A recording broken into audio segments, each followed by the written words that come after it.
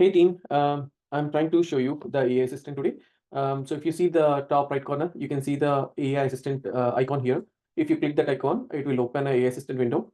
So here is your AI assistant window, which is your coworker, your friend, who can help you in developing the code, who can answer the questions that you have related to Databricks, who can help you in fixing your bugs.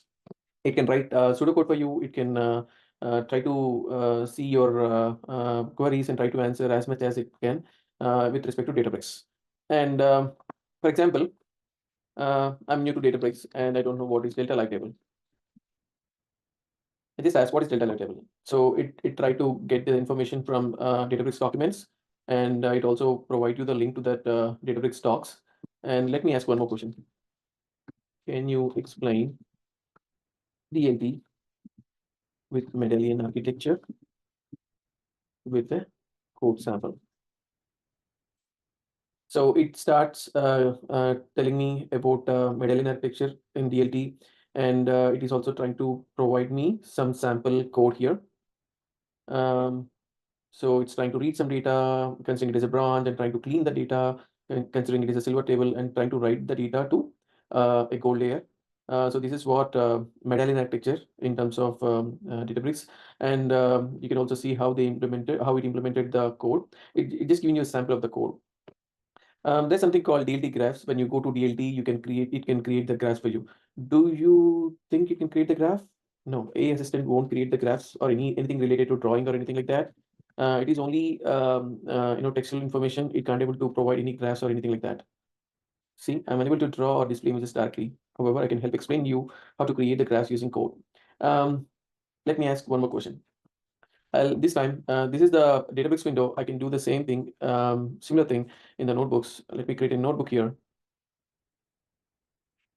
AI assistant, explore. So this is my notebook. And if you can see, instead of typing the code, there's something called generate with AI. So I can use this one, and I can put Control I, which is Command I in Mac. So there will be similar code for Windows as well. And if you don't want to remember that one, you have a toggle assistant for here for AI. If you click that, you can see the code. You can ask some questions here also. But let's do with the AI assistant. I'm asking, can you print the prime number from 0 to 1,000 or maybe 10,000? I'm asking some question. It try to answer me. It will write some code for me in PySpark, and it will try to send it back the code for me.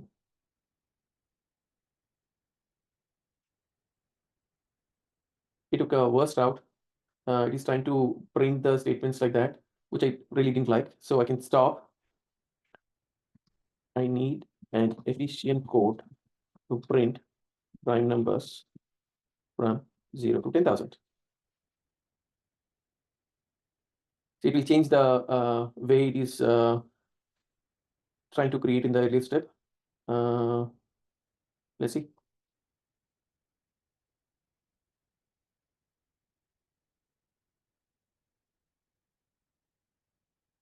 Okay, so if you see, it created some code for us. In the code, actually code pan, you can see there are three different buttons here. You can copy this code and you can put this code copy to this particular cell, or you can directly copy this code to the cell. See, boom, it goes to the cell, and you can run it if you want. Meanwhile, I'll come to my cluster. Before the cluster starts, I'll ask a different question. My lucky number is 7, and I want to see all the prime numbers that starts with 7 from the above code. Or maybe I can copy the code and put it here. So it is going to filter all the prime numbers that starts with 77, and it will give it to us.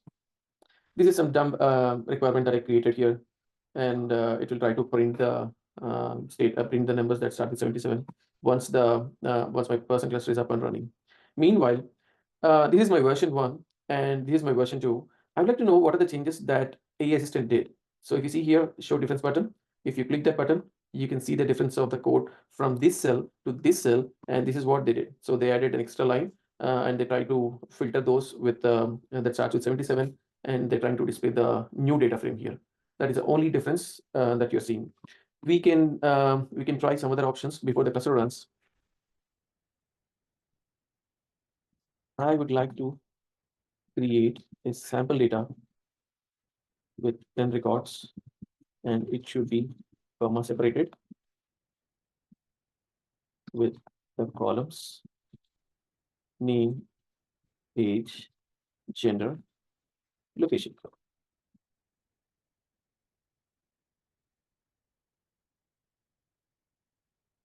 So if you see, it created some sample data for us. It is preparing a script which can generate a sample data for us.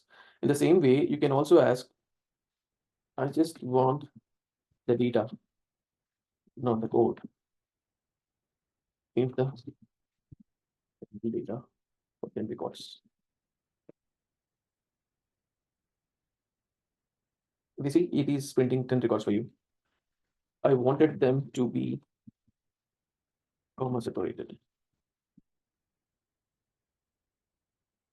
Again, it is trying to print the code. I only need data in a comma separated format.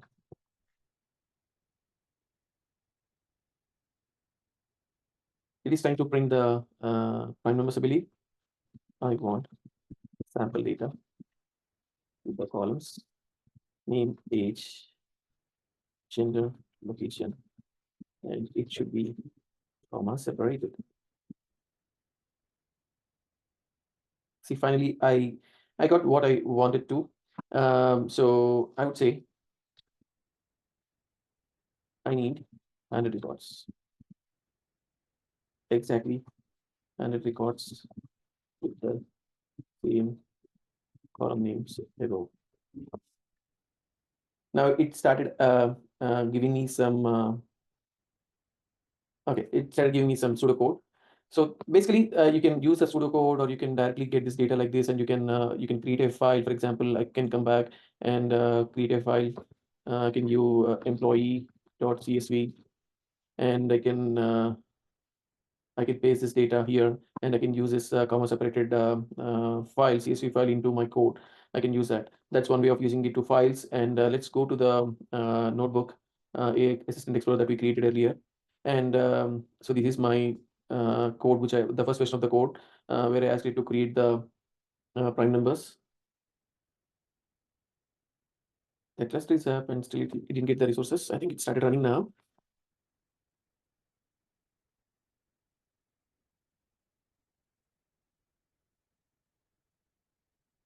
So if you see, it is printing all the values from 0 to 10,000. Then again, I asked the assistant to filter only number starts with 77.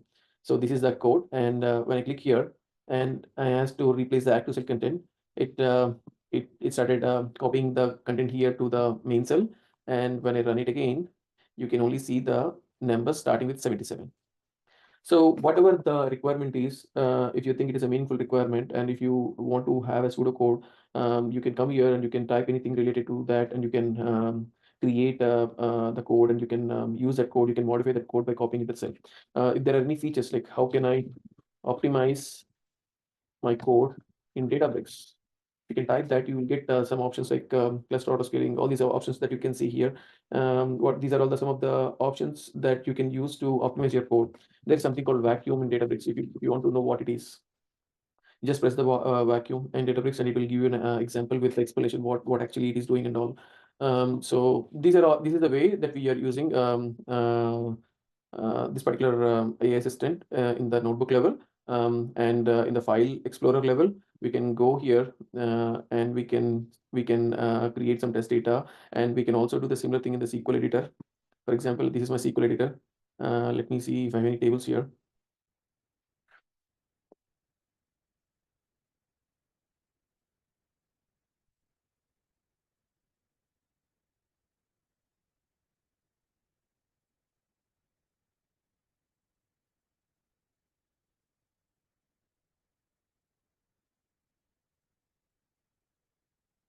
that doesn't have any proper data, I guess. Let me go and find any other data. Mm.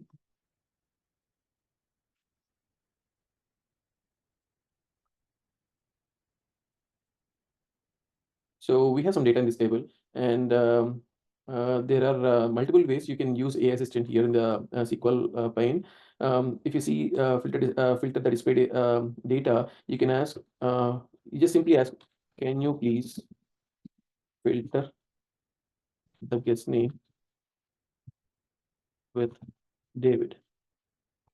If you see, you didn't do anything, you didn't write any query, you didn't do anything, you didn't filter or you didn't put anything there, it created a filter for you. Same way, you can ask, sorry, you can again click this button, and you can ask, can you pick the records from Sydney location? See, it picked all the records from the Sydney location, which means you don't need to know the SQL as well. Or else, if you can, if you want, you can put here. This is my table name. I would like to filter this table with location Sydney and guest name is David. It started creating the query, and if I click this one, it created the query for me, and I'm able to query that with Sydney location and the guest name is David. I don't know how to write the SQL query, but I'm able to, I just given that this is my table name and it has the data and this is what I'm looking for, and it created a query. So this way we can able to use the AI assistant. So if you want anything apart from, you can also ask how many Davids are there in Sydney.